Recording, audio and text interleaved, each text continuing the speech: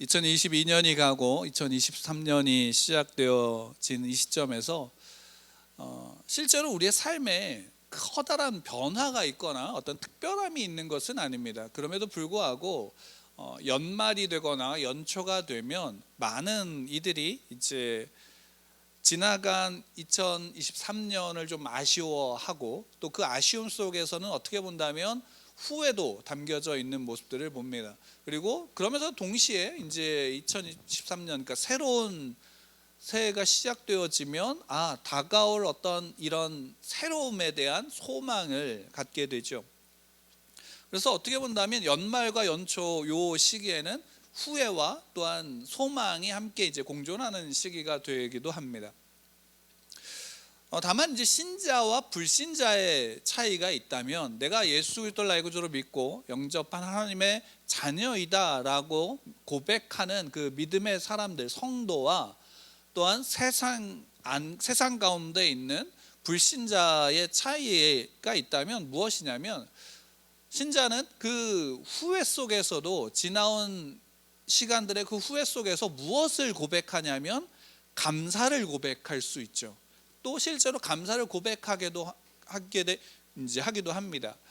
왜냐하면 지나온 모든 시간들 속에서 비록 후회되어지는 시간이지만, 어떤 잘못하고 모자란 부분들도 있지만 그 속에서 분명히 하나님이 함께 하심을 믿기 때문입니다.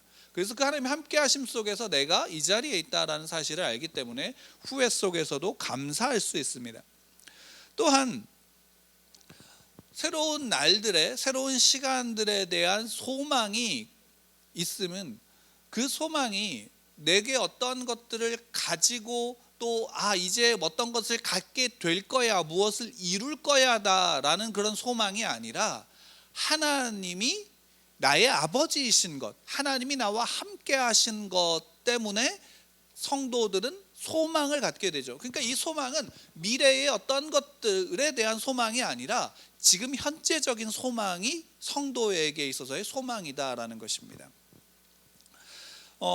그래서 사도 베드로는 지금 이 당시에 있는 아시아에 있는, 이게 주로 이제 여기에 1절에서 기록되어진 본도와 갈라디아와 갑바도기아, 아시아와 비두니아의 흩어진이라고 했을 때, 여기에 나오는 이 지명들은 주로 이제 지금에 말한다면 터키의 이제 북쪽 지역을 뜻하는데, 터키 지역을 뜻하는데, 그쪽에서 있는 성도들에게 이제 편지를 쓰는 겁니다. 그런데 거기에서 사도 베드로는 자기를 어떻게 이제 인지하고 또 자기를 어떻게 소개하고 있냐면 예수 그리스도의 사도라고 이야기를 하고 있습니다. 물론 우리가 이제 서신서라고 한다 그러면 서신서에서 가장 유명한 사람 누군가요? 바울이죠. 저도 그래서 하도 바울에 대한 서신을 많이 이야기했기 때문에 예수 그리스도의 사도된 바울 이런 식으로 이제 습관처럼 나오기도 하는데, 기록에 의하면 초대, 이제 어떻게 보면 사도행전의 그 초대 교회 시대 속에서는 사도 바울의 편지보다도 누구의 편지가 더 이제 사람들한테 소위 말하면 인기가 있었고 많이 읽혀졌냐면, 이제 사도 베드로와 같은 당시에 예수님의 제자들, 직계 제자라고 할 수 있는 그 제자들의 서신들이 실제로 많은 성도들과 교회들 속에서 읽혔습니다. 근데 어찌됐든 사도 베드로는 자기를 고백하는 거죠. 무엇으로 고백하냐면 예수 그리스도의 사도된 자다라는 사실로 고백하고 있습니다. 그러니까 지금 베드로가 편지를 쓰는데, 이 편지를 쓸 때에 자기를 무엇으로 소개하는가, 이것이 굉장히 중요한 부분이죠. 나는 예수 그리스도의 사도야, 나는 예수 그리스도를 믿는 자야, 나는 그리스도인이야, 나는 성도야 라는 사실을 선언하고 있는 거예요. 그리고 그것 때문에 지금 어떻게 하냐면 바로 예수 그리스도를 믿는 똑같은 그 믿음 가운데 있는 성도들에게, 기독교인들에게 편지를 써서 하나님의 말씀을 전하고 있는 그 사실이죠. 실제로 베드로전서를 읽어보면 사도 베드로가 굉장히 이 내용이 깊고 또 서신서의 내용을 굉장히 유려한 문체로서 이것이 기록되어져 있는 것을 볼 수 있어요. 그래서 어떤 이들은 이건 베드로가 쓴 게 아니다라고 말하는 이들도 있어요. 왜 그럴까요? 왜 베드로가 썼다라고 말하지 않을까요? 그렇죠. 베드로의 출신 때문이에요. 베드로가 어부 출신이다라는 것 때문에 이건 베드로가 쓴 게 아니야. 왜? 야, 이렇게 훌륭한 문체를 가지고 있는 이 사람이, 이렇게 똑똑한 사람이 베드로일 수가 없어라고 말하는 거죠. 근데 실상 베드로는 누구와 함께 3년의 시간을 보냈어요? 예수님과 함께 3년의 시간을 보냈죠. 그리고 성령이 임하신 오순절 그 성령의 임하심 속에서 사도 베드로는 그 성령의 그 충만하심 속에서 자신이 가지고 있는 한계가 아니라 그것을 넘어서는 삶을 살아가게 되어졌습니다. 물론 넘어서는 삶이라는 것이 무엇이냐면 그리스도인으로 살아갈 수 있고 하나님의 말씀을 깨달아 알고 전하는 자로서 살아갔다라는 사실입니다. 그러니까 이 베드로 전서, 이 편지, 베드로의 편지는 베드로가 써서 베드로가 그 당시에 핍박받고 있는, 그래서 흩어져 있는 그리스도인들에게 하나님의 마음을 가지고 이것을 전하고 있는 거예요. 근데 그 전할 때 베드로가 쓴다가 아니라 예수 그리스도의 사도된 베드로가 쓴다라고 이야기를 하는 거죠. 실제로 이것이 어떤 것이냐면 결국은 정체성이에요. 그러니까 사도 베드로의 정체성은 내가 어떤 일을 했어, 내가 얼마나 많은 사람들에게 복음을 전했어, 내가 얼마나 많은 교회를 세웠어에 있지 않은 거예요. 그가 어떤 일을 한 것에 있지 않고 그의 유일한 정체성이 있다면 예수 그리스도의 사도라는 것이 이 베드로의 정체성인 겁니다. 실제로 베드로는 예수 그리스도의 사도다라는 그 말을 할 때 찔림이 있었을까요? 없었을까요? 개인적으로 있었을 거예요. 아마 이것을 쓸 때는 이미 그런 문제는 넘어섰을 것이지만 그럼에도 불구하고 자기가 예수 그리스도 앞에 어떤 사람이었는지 베드로가 알까요? 몰라요? 알았을 거예요. 왜? 예수 그리스도를 부정했던 자다라는 사실은 끊임없이 그에게 있어서는 족쇄가 되었을지도 모릅니다. 물론 예수님께서는 친히 베드로에게 찾아오셔서 3번 내가 나를 사랑하느냐라고 질문하시면서 베드로가 가지고 있었던 그런 죄책감에서 자유하게 만드셨고, 그런 말미암아 참된 사도로서 오히려 그 베드로가 십자가에 거꾸로 매달려서 자기의 삶을 주 앞에 온전하게 드렸던, 순종했던 그 모습으로 이제 일설에는 기록되어져 있고 우리도 보통 그렇게 알고 있죠. 그런 어떤 믿음의 고백, 믿음의 삶을 살았던 그런 베드로의 모습 속에서 베드로는 그럼에도 불구하고 자기의 정체성을 자기가 나 예전에 이런 잘못했는데 이것이 해결됐어 라는 것에 두지도 않았다라는 사실이에요. 난 예수 그리스도의 사도야 라는 것을 두고 있습니다.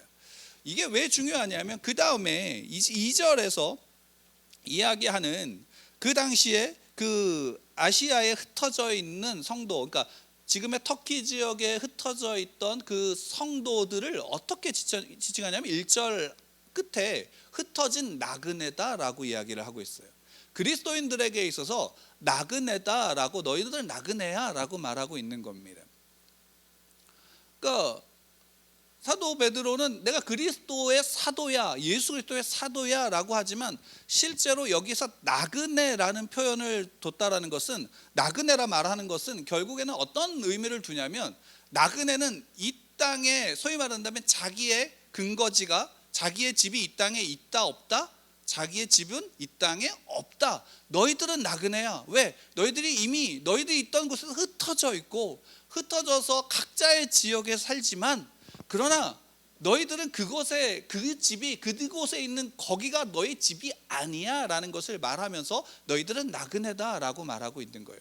그러면 자기 자신도 나그네인 거예요. 근데 왜 그러면 나그네냐 라고 표현하면, 여러분 실제로 그렇지 않나요? 여러분들 나그네라는 표현, 여러분 자신에게 또는 신자에게 있어서 나그네라는 표현을 써요, 안 써요? 자주 써요. 목사님들도 설교하실 때 그렇게 우리는 나그네입니다, 이 땅에 소망을 두면 안 됩니다 라고 설교를 하고 가르치기도 합니다.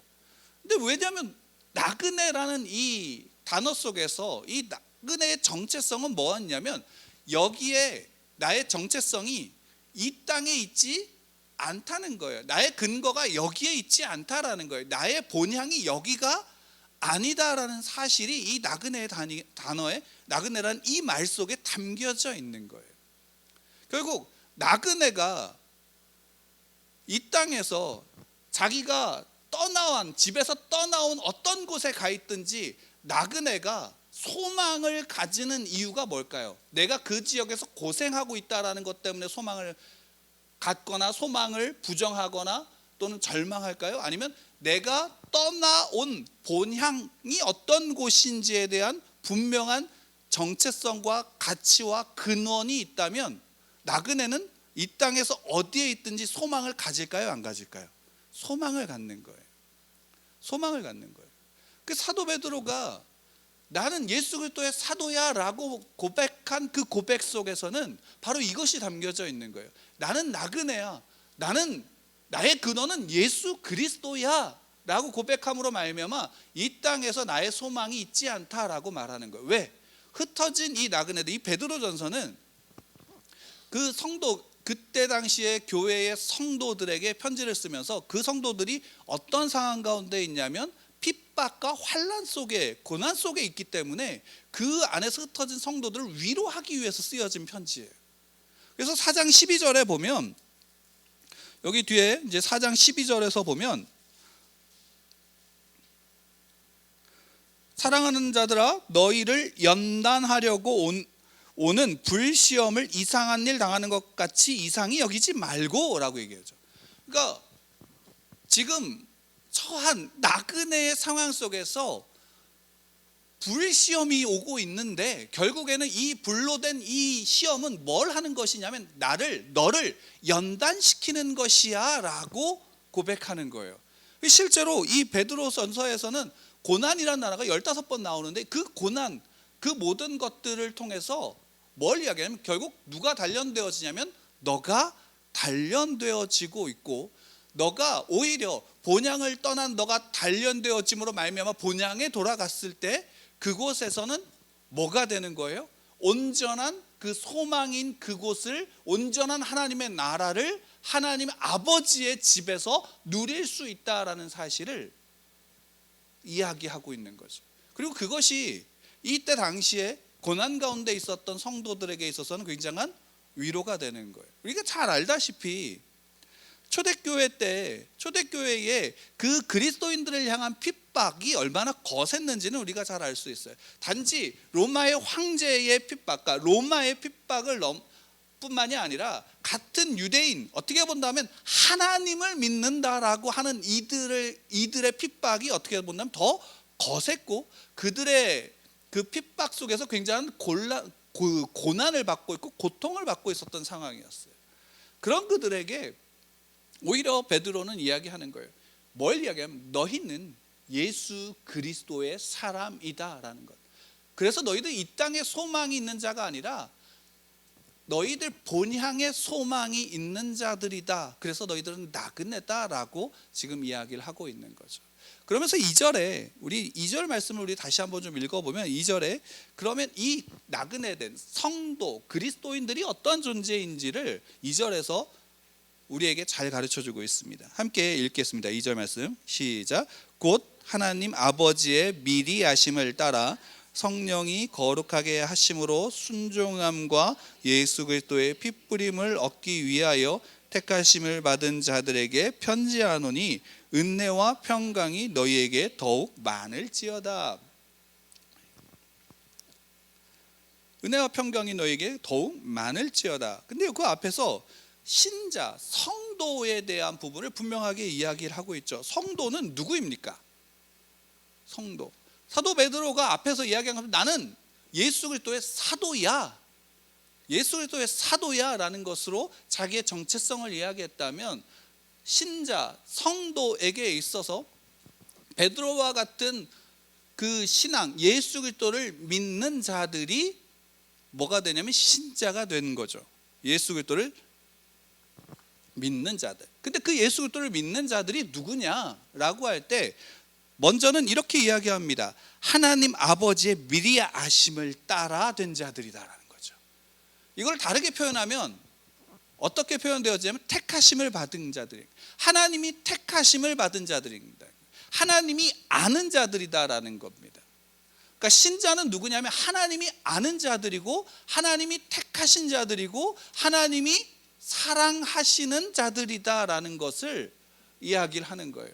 그래서 원래 원어상으로는 택하심을 받은 자들이다, 자들에게라는 단어는 없지만 그 안에 무엇을, 왜 이 단어를 다시금 이렇게 번역할 때 넣었냐면 미리 아심을 받은 자들이다라는 것 때문에 넣은 거죠. 미리 아심을 받은 자들이 성경에서 우리에게 알려주고 있는 것은 너는 하나님이 택하신 자다라는 거죠. 여러분, 하나님이 택하셨다라는 게 어떤 의미일까요? 하나님이 택하셨다. 예수님께서 이제 침례 요한에게 침례를 받으실 때에 그 침례를 받으시고 나서 올라오실 때 성령이 비둘기같이 임하면서 하늘에서 소리가 들렸죠. 이는 내 사랑하는 아들이다 라고 말씀하셨죠. 하나님이 우리를 미리 아신다라는 것, 하나님이 우리를 택하셨다라는 사실은 우리가 단순하게 하나님이 너는 내 종이야, 너는 내 일꾼이야 라는 것으로서의 택하심이 아니다라는 거예요. 왜? 예수 그리스도를 나의 구주로 믿고 영접한 자들에게는 하나님의 자녀가 되는 권세를 주셨다라고 말씀하셨어요. 그 하나님이 미리 아신 자들, 하나님이 택하신 자들은 결국 하나님이 어떤 자들로 부르신 거냐면 하나님의 자녀로 부르셨다라는 사실이에요. 하나님의 자녀로 부르셨다. 그리고 하나님은 나를 자녀로 부르신 그 하나님은 나를 어떻게 하냐? 아신다라는 거죠. 나의 모든 것을 아신다라는 거예요. 나의 삶을 아시고 나의 모든 인생의 곤고함을 아시고 내 삶의 모든 그 상황과 환경들을 하나님이 어떻게 하시냐면 아신다라는 거예요. 근데 그 아심 속에서 더 중요한 건 뭐냐면 내가 죄인인 것도 아신다라는 거예요. 내가 사망 가운데서 이미 죽은 자다라는 사실도 아신다라는 거예요. 그럼에도 불구하고 하나님 어떻게 하신 거예요? 나를 택하셨다라는 거죠. 나를 부르셨다라는 거죠. 그것도 어떤 자들로? 이미 부르실 때 나를 자녀로 삼으시기 위해서 미리 나를 아신 거예요. 미리 나를 택하신 거다라는 겁니다. 그리스도인들, 나그네 된 그리스도인들에게, 성도들에게 있어서 소망은 어디에 있을까요? 하나님께 있다라는 것 아닙니까? 시편에서 우리가 잘 아는 그 시편의 기록, 시인의 그 기록을 보면, 그 노래를 보면 우리가 아까 이제 예배 중에서도 함께 제가 여러분들 안에서 함께 고백했지만 뭐예요? 하나님께 소망을 두는 자들이 누구예요? 그리스도인인 거예요. 하나님의 자녀된 자들이, 하나님의 택하신 자들이다라는 거죠. 이 땅에서 어떤 강력한 무기를 가졌고, 이 땅에서 어떤 많은 재물을 가졌고, 이 땅에서 어떤 많은 것들을 소유했다라는 것으로서 그것이 소망이 되는 자들이 아니라 하나님, 그분이 나의 하나님이신 것, 하나님 그분이 나를 하나님의 자녀로 택하셨다라는 것이 뭐가 되는 거예요? 소망이 된다라는 것입니다. 소망이 된다라는 것. 시인의 노래가 거기에 있는 거예요. 하나님께 소망을 두라? 왜 하나님께 소망을 둡니까? 우리의 환난에서, 환난 날에 내 소망이 하나님이다라고 고백할 수 있는 것은 히브리서 기자가 그 11장에서 믿음의 장에서 아브라함이 본토 친척 아비 집을 떠나는 것을 뭐라고 얘기해요? 믿음이라고 얘기하죠. 왜? 그 믿음이 단지 집을 떠났다, 본토 친척 아비의 집을 떠났다라는 것은 무엇 때문에, 왜 그런 믿음이에요? 더 나은 본향을 사모하기 때문에 떠났다라고 고백하고 있어요. 왜? 그 본향이 어디에 있어요? 하나님께 있는 거예요. 하나님께 있는 거라고요. 하나님이 미리 아셔서 택한 자들이다라는 거예요. 여러분들 삶에 지난 날에 후회가 있나요? 그리스도인들은 그 후회 속에서 왜 감사할 수 있어요? 하나님이 그 삶을 어떻게 하셨어요? 인정하셨잖아요. 시편 1편에서 의인의 길은 여호와께서 인정하신다라고 말씀하셨잖아요. 하나님이 택하신 자들의 삶을 인정하시는 거예요. 실수도 인정하시는 거예요. 모자람도 인정하시는 거예요. 부족함도 인정하는 거예요. 그렇기 때문에 우리는 그 속에서, 하나님이 그 속에서 어떻게 하신다, 나와 함께 하시고 나의 아버지다라는 사실로 감사할 수 있는 거 아닌가요? 그게 그리스도인입니다. 두 번째로 성령 안에서 거룩하게 하셨다라고 이야기를 하죠. 성령 안에서 거룩하게 하셨다. 하나님의 영이 신자들 안에 거하심을 믿으시나요? 하나님의 영이 내 안에 내주하고 계심을 믿으시나요? 예, 그 하나님의 영이 거한 자들은 하나님의 영이 우리 안에서 우리를 거룩하게, 우리를 이끌어 가시는 거예요. 성령 안에서 우리는 거룩 안에 거할 수 있게 되어지는 겁니다. 세상은 죄와 사망과 더러움과 악함으로 가득하고, 그 생각하는 그 모든 것조차가 악하기에 심판의 대상이고 이미 심판을 받았다고 사도 바울은 선언하고 있죠. 그런데 신자들에게 있어서는 그 죄에 대한 심판이 아니라 이미 하나님의 의 가운데서 그 안에, 성령 안에서 거룩한 안에 거하는 자들로 하나님의 거룩 가운데 거하고 있다라는 사실입니다. 하나님이, 우리가 이제 예배 속에서 십계명을 함께 고백했지만 하나님 왜 십계명을 주셨을까요? 우리가 지난 해에, 벌써 지난 해죠, 하나님은 개혁하시는 하나님이다라고 우리가 예배 안에서 함께 말씀을 나눴어요. 하나님이 개혁하시는 이유, 하나님의 택한 백성들이 하나님의 법 안에서, 그 법 안에서 하나님이 그들을 어떻게 하신 거예요? 개혁하신 거예요. 근데 그 개혁할 때 우리의 힘과 우리의 능력으로 되지 않는다라는 것을 구약에서 우리에게 알려주면서 예수 그리스도께서 누가 우리에게 오심을 알려주세요. 보혜사 성령 하나님께서 우리 안에 거하시고 우리 안에 내주하심을 알려주시는 거예요. 그래서 우리는, 신자들은 그 성령의 내주하심 속에서 거룩함, 그 거룩 안에, 하나님의 거룩 안에 거할 수 있다라는 것입니다. 왜? 그 거룩이 누구로부터 온 거예요? 예수 그리스도의 순종함과 예수 그리스도의 핏부림 안에서 우리가 깨끗함을 받았고, 그 성령 하나님은 우리에게 그 깨끗함, 그 예수 그리스도의 의와 거룩 속에서 우리가 하나님의 거룩 안에 거할 수 있도록 우리를 이끌어 가시는 거예요. 우리가 슬퍼해야 될 일이 어떤 것이 있을까요? 신자가 슬퍼해야 될 일이 있다면 무엇일까요? 신자가 슬퍼해야 될 일이 있다면 그 하나님의, 그 내 안에 내주하시는 성령 하나님으로 말미암은 그 거룩이 아니라, 내가 좋아하고 내가 원하는 세상의 쾌락과 세상의 방법과 세상의 힘을 추구하려고 나아가는 그 삶이 우리에게 뭐가 되냐면, 우리에게 슬픔이 되어야 되고 고통이 되어야 한다라는 사실이에요. 예수님께서 온전한 순종을 우리에게 하신 것은, 예수님이 이 땅에 인간으로 오셨잖아요. 인간이 되셨잖아요. 하나님인 그분이 인간이 되셨어요. 그리고 인간으로 오셔서 하나님의 모든 그 하나님의 뜻을 어떻게 하면 온전히 순종하셨어요.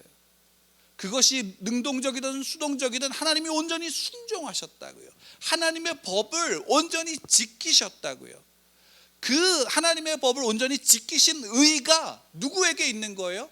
죄 없으신 그분이 지키신 의가 우리 안에 거한다고요. 왜? 그분이 우리를 위해서 우리의 죄를 지시고 죄 없으신 그분이 십자가에서 죽으심으로 뿌려진 그 피가 내게 뿌려진 거예요. 실제로 구약 성경에서 제사법을 보게 되어지면 제물에 대해서 굉장히 재미있는 이야기를 해요. 제물로 바쳐진 짐승들을 어떻게 해야 돼요? 흠이 없는 짐승으로 골라야 돼요. 흠이 없다라는 것은 몸에 상처가 있거나 장애를 가졌거나 하는 것이 아니라 온전한 양으로 고르는 거예요. 근데 더 재밌는 건 뭐냐면 그것이 제물로 드려지는 장소까지 갈 때까지 어떻게 해야 되는 거예요?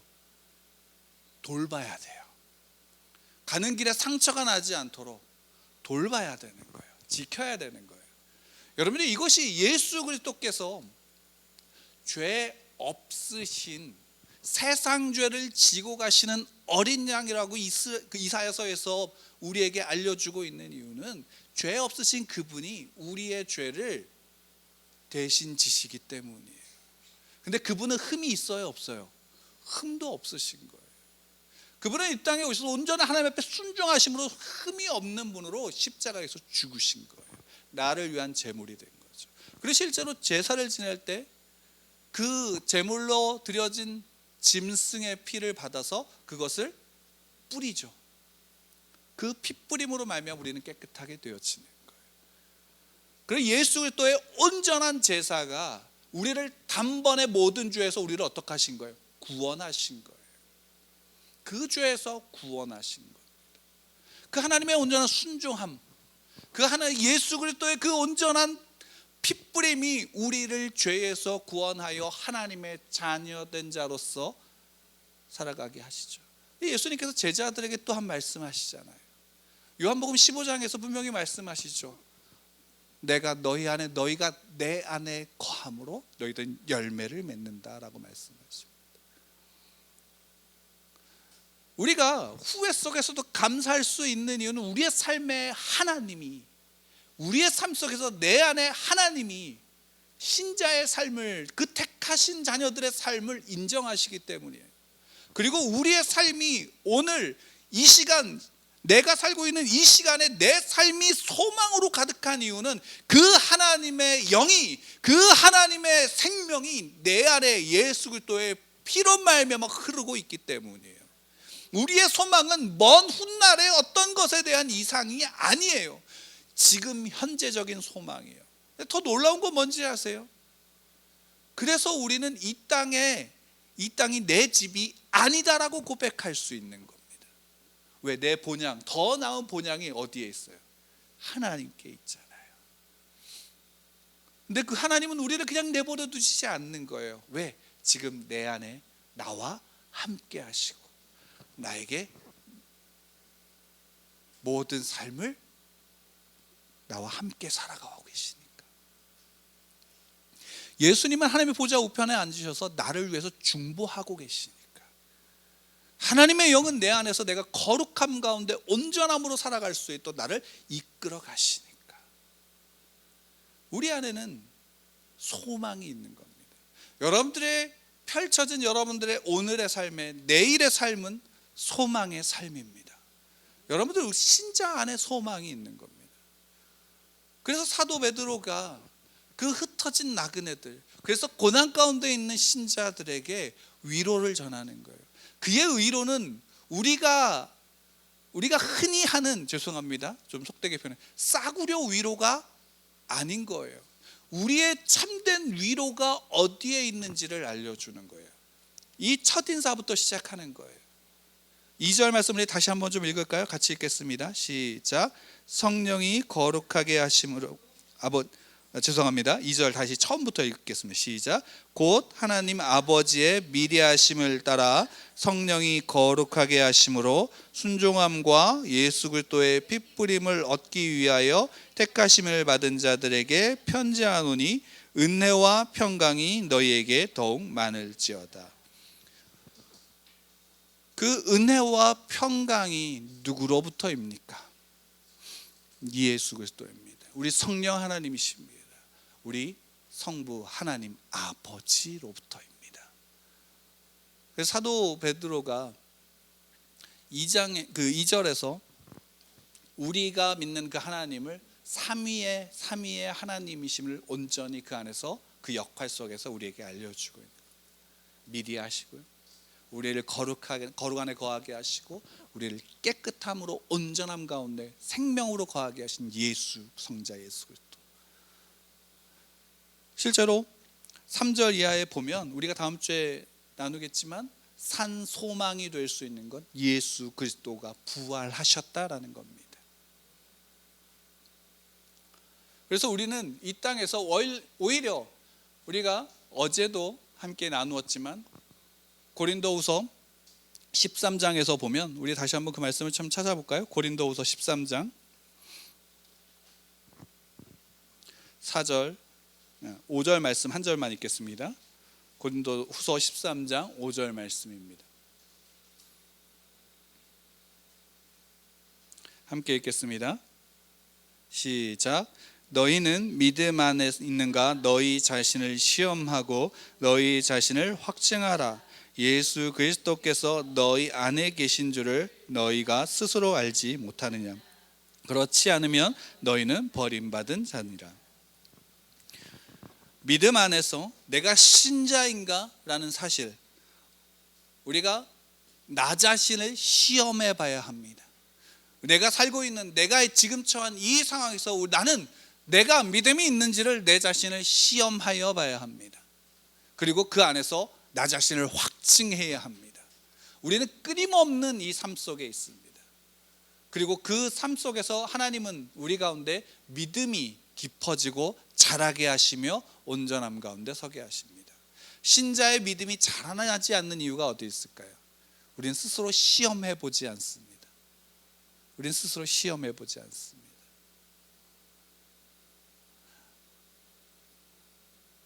(2022년) 새해가 밝았습니다. 이미 시작됐죠. 아니, 어떻게 보면 우리의 삶은 이미 계속 연속되어지고 있습니다.